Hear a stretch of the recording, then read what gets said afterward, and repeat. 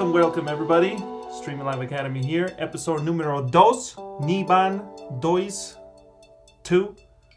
We got Seifer in the room and CJ is back as a guest. How you doing today, Seifer? Doing amazingly. Thank you very much, and I hope our guest is doing well too. Oh yeah, how you doing, CJ? I am doing so great today. I'm happy that it's actually a warm day and it's nice and sunny. That is true. What about you, Seifer? Is it sunny? Is it cloudy? What time is it in Sunny. Italia? It is almost 6 p.m. and today I had a walk of 15 kilometers by foot, and it was amazing. Too hot for me, but amazing. That is true, ladies and gentlemen. Seifer is a walkathon? Runathon? Do you walk, run a lot as your physical fitness? No, I am just fat AF, and while I'm listening to books, audiobooks, I go outside to actually focus on the book. See that? He doesn't read books in the basement. He reads them outside. Where do you read your books? Leave us in the comment section below. But you know what's good to be reading? Gaming blogs or gaming or gaming websites. We got today's first topic, which we're going to cover. Starts with Wolf's Gaming Blog. And so here's the thing with this article, guys. Okay, listen up. I like the way Seifer went at it. At first I was like, what the heck are we doing, bro? We're supposed to be doing this. But then the nice twist on how to create your own and all that stuff was nicely done, I think. So congrats. Marketing. Yeah, take a sip of your sake. Yeah, I mean, I've visited their site and stuff, and I was just thinking, what would we recommend to someone starting? Sort of maybe say how we started Streaming Live Academy. How do you get to making your own little website or gaming blog? How did we start, Seifer? I mean, I suppose it is easy. Come on. Right now, we live in 2020. You can start a blog with almost no knowledge of code whatsoever. It is not expensive. You can start even for free. But what you should really focus on is if you want to open a blog or a site or whatever, don't expect to earn money for quite a lot of time. That is true. That is true, ladies and gentlemen. It's the hard truth. Yeah, CJ, do you... Actually, I'm curious. I personally don't do it much. Well, I do indirectly. Like, I'll read RSS feeds or just news feeds from random blog sites. So I don't just go to their website. I never really go to someone's website. I just read off their articles off the internet readers. Do any of you have a website that you go to, like IGN or GameSpot and stuff like that? So usually I use MoneyWatch, which has actually turned out to be a very great resource for a lot of political articles. I believe it's called MoneyWatch, if I'm not mistaken. Of CBS? I'm sorry? Of CBS News, MoneyWatch? Or that's a full website with that name? So, MoneyWatch is the one I used. Or excuse me, it's not MoneyWatch. It's MarketWatch. I apologize. Oh, I see. Okay. Yes, I apologize. They often write articles about things in the news that is currently affecting, like, the stock market. I like to read those quite often. Usually I get like pop-ups about like political news or current things that are occurring in the market. Right now, one thing that kind of caught my attention recently is how Wall Street's worries about China's shutdowns and how it's going to affect Musk's Twitter interactions and their earnings, along with Tesla's earnings. And then just how, ironically, Richie Rich over here sent me an article about how, or rather a tweet about Elon Musk's interactions with, what was it that the Saudis. Yeah. journalist dead. You know? Yeah. And I dark went down stuff. a little rabbit hole on that one. Of course, Elon Musk made it into our podcast. I was actually going to see how long it took for us, or me personally, not to talk about Elon Musk in today's episode, because Twitter's been blowing up with that. So not to divert though too much into that, because probably everybody's got an overdose on that one. I do think Seifer's point is good though. Like Market Watch, or it's interesting, you know, it's just news about what's affecting the stocks. I haven't watched their actual website, but from what CJ's saying, I can It see is very that. well done. Yeah, It is very, very well done. and it's sort of a nice angle to it. It's not like Bloomberg News where they try to cover a lot of things, or other sites that will cover a lot of different divergent topics. This Market Watch is market and what affects it. And so then Seifer, like he said, you can create quite easily, your own website, depending if you want to own it or not, and how much marketing data you want to be able to collect and use and all that stuff. But if you just want the basics, like a portal, maybe even that leads you to your actual websites or whatever, it's easy stuff. I agree. Even a 10-year-old can do it now. Well, 12. Not 10. I can see a little 10-year-old Seifer doing a website. Created my first website at 12, so if I could do that like 15 years ago, everyone can do that easily. Right now, at 10. 10. What are your thoughts, people? Let us know in the comment section below. And by the way, we're on Apple Podcasts for the audio version, which is probably where you're listening to this, and YouTube video version. Stick around. Next topic.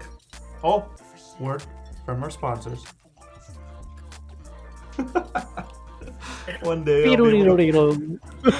I'll fill up those gaps. One day.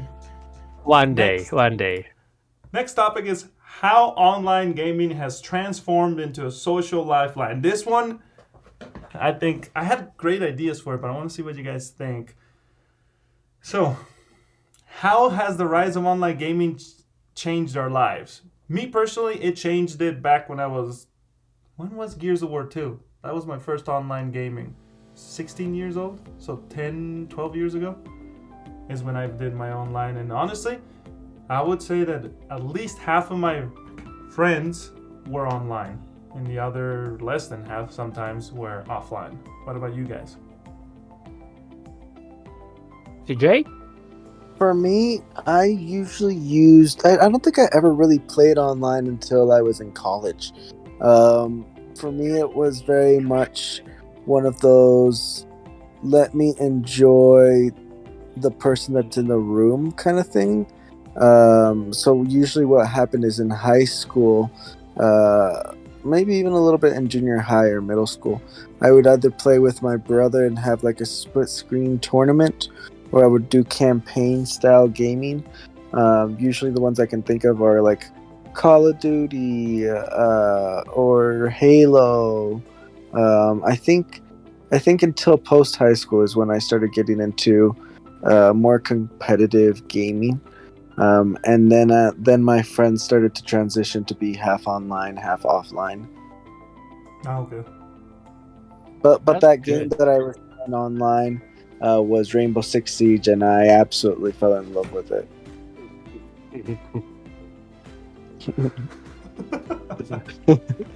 I like definitely suck at that game.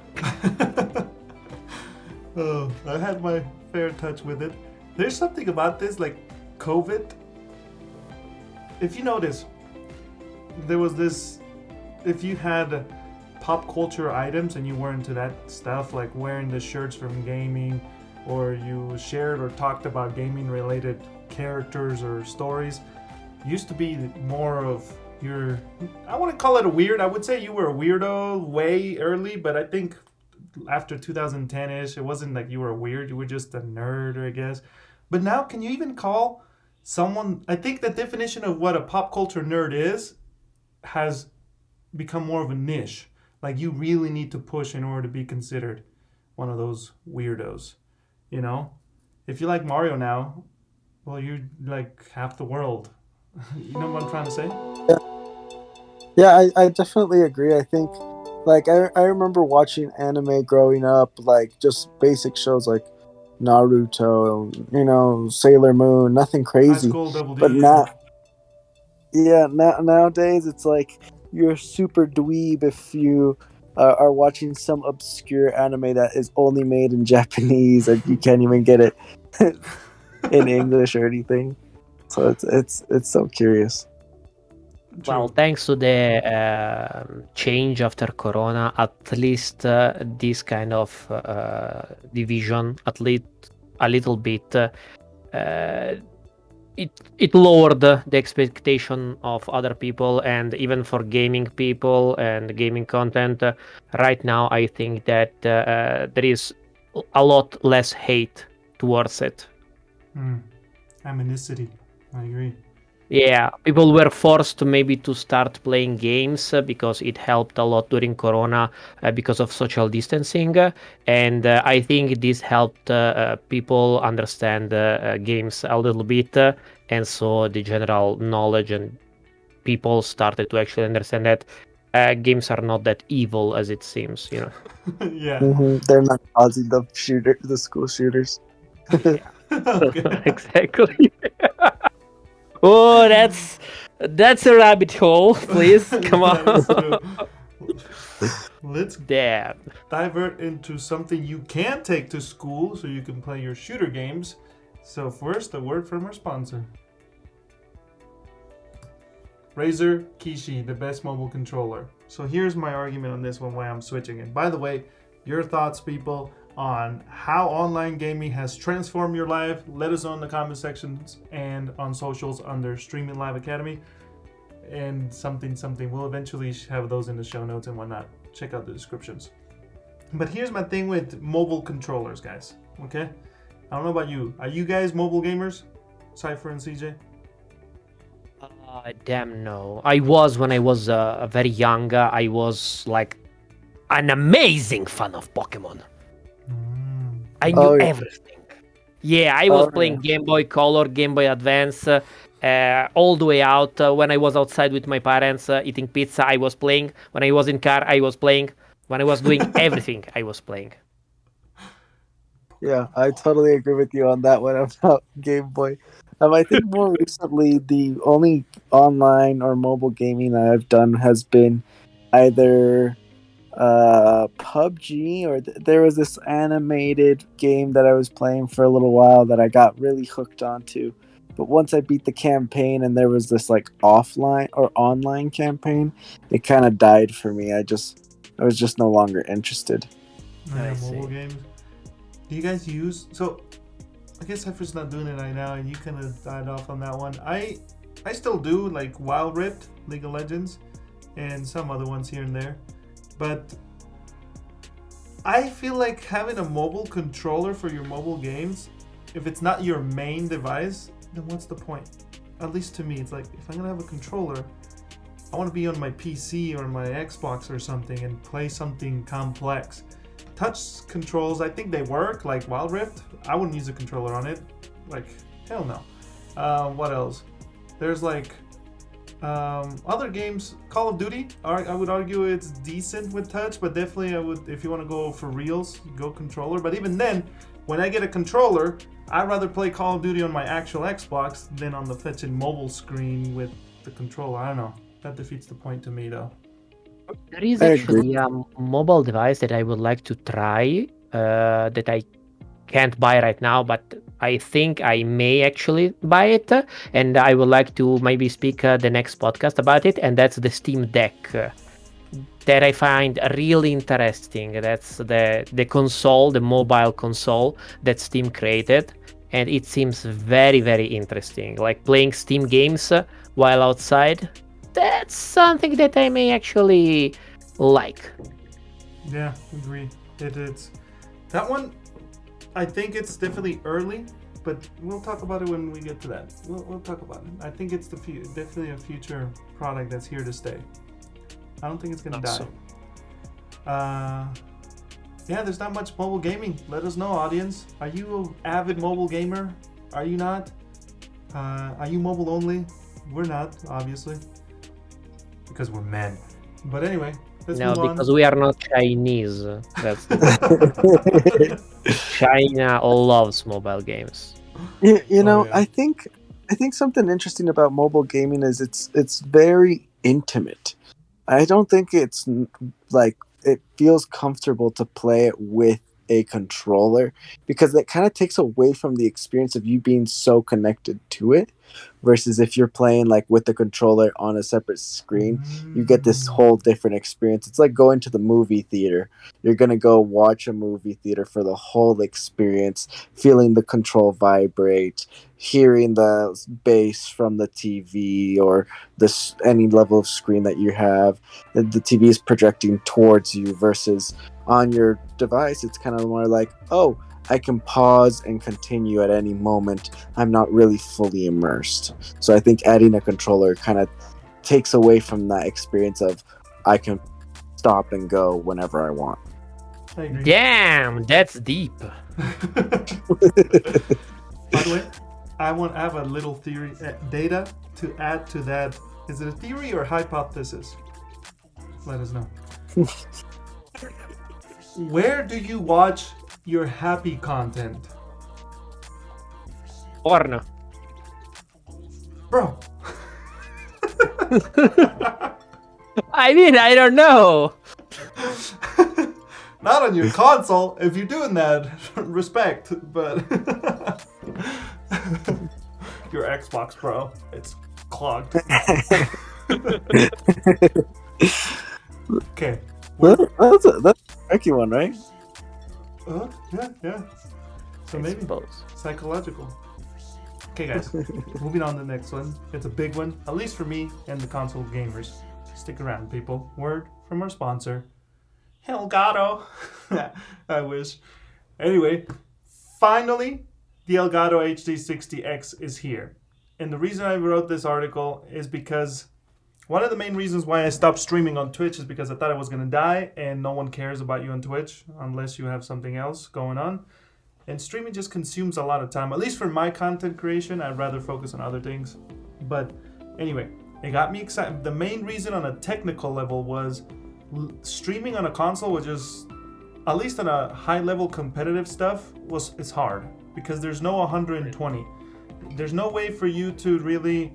There is like third party that will bounce your signal from the console to a server and then that server talks to Twitch. But that adds too many points of failure. And so, let me grab this thing. Hopefully it doesn't make a notification or anything. You've all probably seen this thing, right? This old capture card. It's an external one. If you didn't have a PC, which I don't know why you would, unless your PC is a potato, you would always rather play the game on the PC and stream on the PC, unless it's a potato. Then you want to use your Xbox or PlayStation.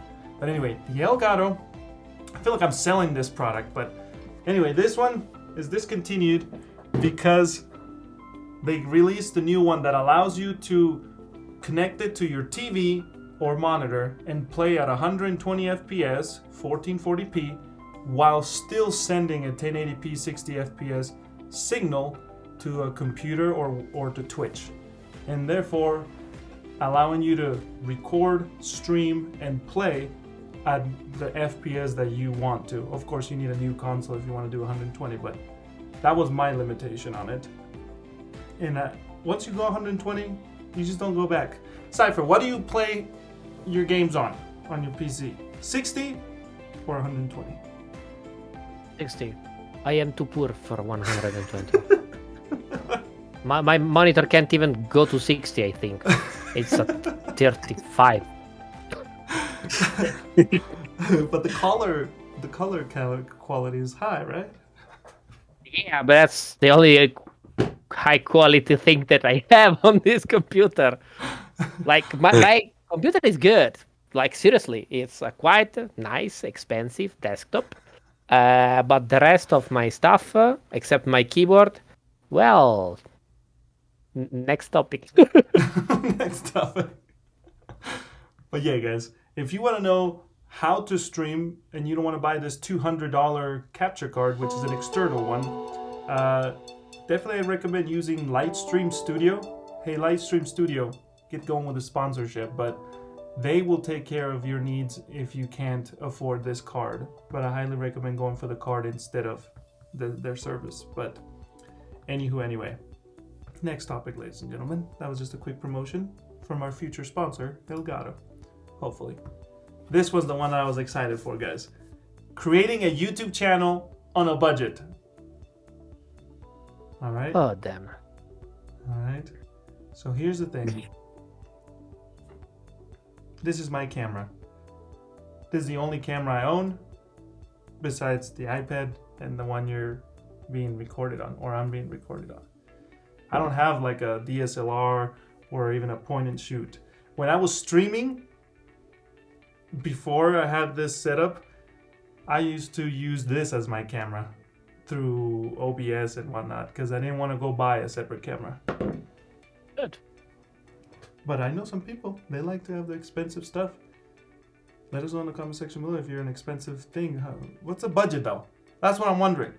What is you are an YouTube channel expensive thing? Okay, you are giving the thing word to our customers and client and viewers. That's awful of you. You can so buy... you think it's all inclusive. It's all inclusive. oh, that's Oh. yeah. That you are a thing. You are a he, she, it is. That's true. Unicorn. Thing. That's Unicorn. What do you call it? A furry. So here's the thing. That's where we lost maybe 0.2% of our followers. But here's the thing. Software-wise, there's free. Okay, you don't need to go buy Final Cut Pro 10, and in order to start a YouTube channel, we're not only talking about streaming, So YouTube, what's a budget? First thing that comes in your head, CJ. How much money do you think you would need to create a YouTube channel, budget-wise, for your first gear set? $0. $0? Okay, I'm interested. Yeah. Explain yourself. It's the YouTube edit app. The editing platform on YouTube is free. To record from your phone is free. To post is free. I think to start, if you really wanted to and you just wanted to just start putting out content, didn't matter if it was 4K or anything, I think just taking it from your phone and just posting it, that's costs you nothing.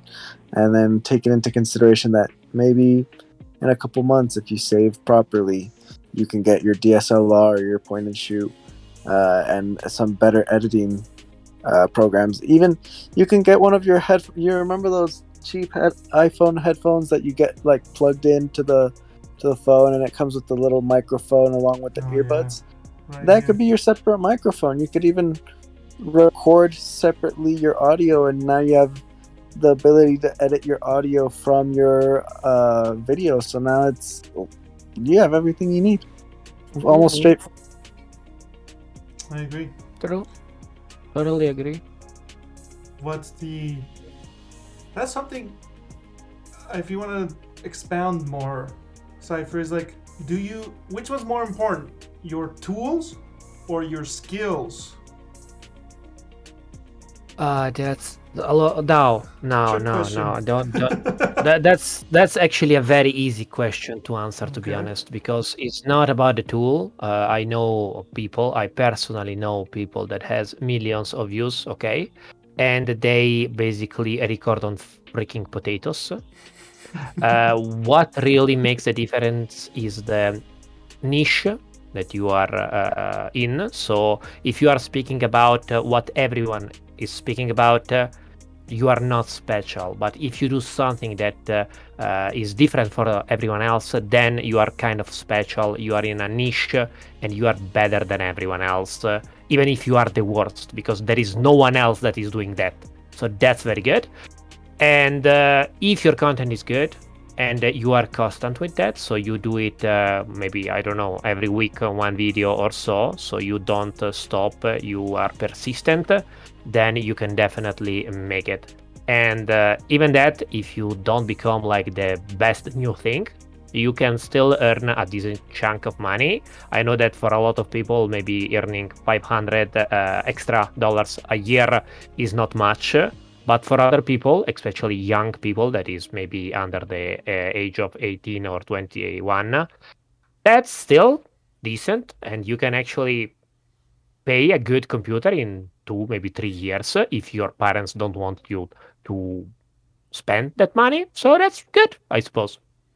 Yeah, that's good. Get inspired, kids. Well, it's crazy to think about because I just googled it. Apparently, there's anywhere from 1.7 to 2.3 billion YouTube users per month, right? So even if you get, let's say you are part of that one niche market, like Seifer said, and you get 1%, that's still almost like 100 million views, Oh yeah, right? So it's a significant amount of people. So if you want to know the exact numbers, because we, of course, of Streaming Live Academy, we have the numbers. Right now, at this time, YouTube has every single month 6.6 billion viewers every month. Yeah, that's... Wow. And this is only considering the organic traffic. If we consider even the paid ads and everything else, I think we are around the 7 billion. Wow. Yeah, I agree. I think just getting started and honing your skills, and then I would say argue, build the skills and your content first, and then the tools come along. You kind of figure out, oh, I need this in order to try this, instead of, oh, I need that in order to do, I need this tool in order to create this content. Doesn't really work in my experience at first. Like, you have to first learn what you are doing, and then you buy the tool to keep going. Because the tool's not going to make it happen, per se. You need to get it out of here. Get it out of your head. Pull it out of your ass. Kind of attitude. I think the tool is often a good excuse to help you procrastinate. Oh, that's so true. This is so true. This is very, very deep again. CJ, today you are like a old monk for us. Thank you very much, Sensei. Yes, I will fast in your honor. I will not eat for 1 day. Well, that's Streaming Live Academy's episode number 2. If you have any comments, let us know. We'll keep going. Stay subscribed. Keep learning. Keep the data. Keep the momentum. Speed. Violence! And we'll see you in the next episode. And reach us out. Peace out. Thank you guys.